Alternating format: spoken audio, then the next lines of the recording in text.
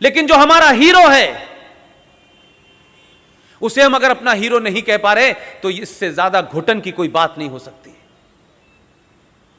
लेकिन सरकारी पद पे न होने के कई फायदे भी हैं।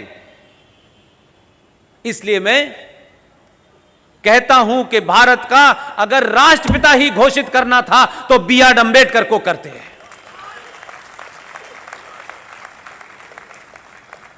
हम इस झूठ में तो नहीं फंसते। हमारी 4-4, 5-5 नस्लें इसी झूठ का भेंट चढ़ गई। इसलिए आज अगर कोई मेरा हीरो है, जिन हीरो को विलियन बता के इतिहास ने दबा दिया हजारों गज नीचे, लेकिन हम तमाम सारे लोग खुशनसीब भी हैं, हम बड़े फॉर्चुनेट हैं।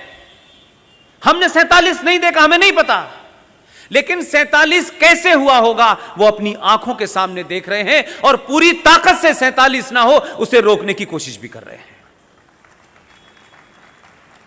इसलिए आपको एक अपॉर्चुनिटी मिली है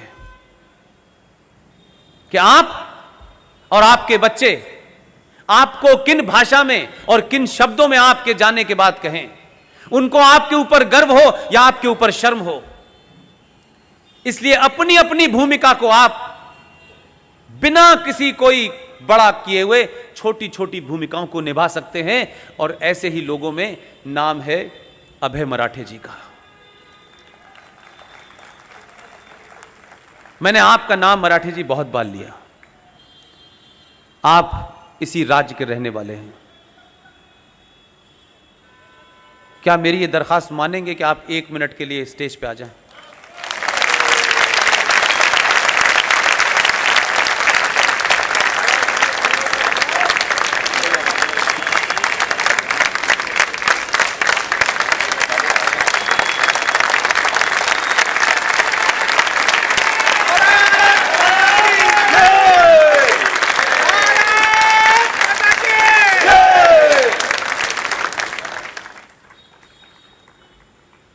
ये राष्ट्रीय दिन दर्शिका के नाम से है। इसको मैं जितनी बार देखता हूं मुझे लगता है कि ये पहले क्यों नहीं हुआ। इसलिए इस कैलेंडर को आप देखेंगे, इसी के अंदर इन्होंने ऐसी चीज़ें छाप दी हैं कि जब आपके बच्चे पूछेंगे सवाल, जब वो बच्चे पूछें तो आपको वो जवाब देना पड़ेगा। और आप जब आपको जवाब देंगे तब आपको ये भी पता चलेगा कि आखिर ऐसी कौन कौन सी वजह थी जो हमसे छुपाई गई, जो आपको बताई नहीं गई। उसमें से एक इम्पॉर्टेंट है, वो मैं सिर्फ चाहता हूँ कि आप देख लें, क्योंकि मेरे कहने नहीं कहने का बहुत ज़्यादा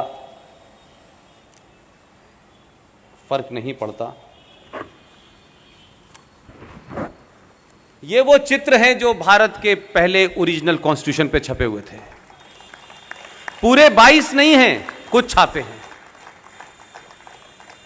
इसलिए जब जब आपके घर में इस कैलेंडर को लोग देखेंगे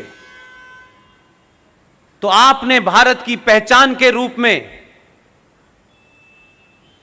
इस देश में कुछ लुटेरों को, उनकी सत्ता में जो लोग थे, उस लुटेरी फैमिली के एक आदमी के ताजमहल को आपने भारत की पहचान बनाया। और पिछले 70 सालों से आपने दुनिया के राष्ट्राध्यक्षों को दिया।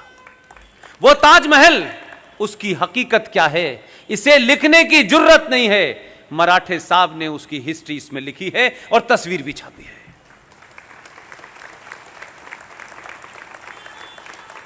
इसलिए मैं चाहता था कि मराठे जी एक इंस्टीट्यूशन है और बहुत समय लंबा नहीं है।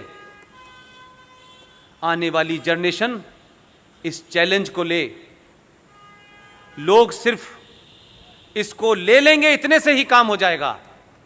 मेरे 3-4 साथी जो दिल्ली में हैं, जो ट्रस्ट इंडिया फाउंडेशन के नाम से काम कर रहे हैं, उन्होंने मुझसे कहा है इस आदेश के साथ कि मराठे जी आपको मिले तो आप उनको भरोसा दीजिए कि इस कैलेंडर का भविष्य में जो भी पब्लिकेशन की कॉस्ट आएगी सारी ट्रस्ट इंडिया फाउंडेशन वहन करेगा।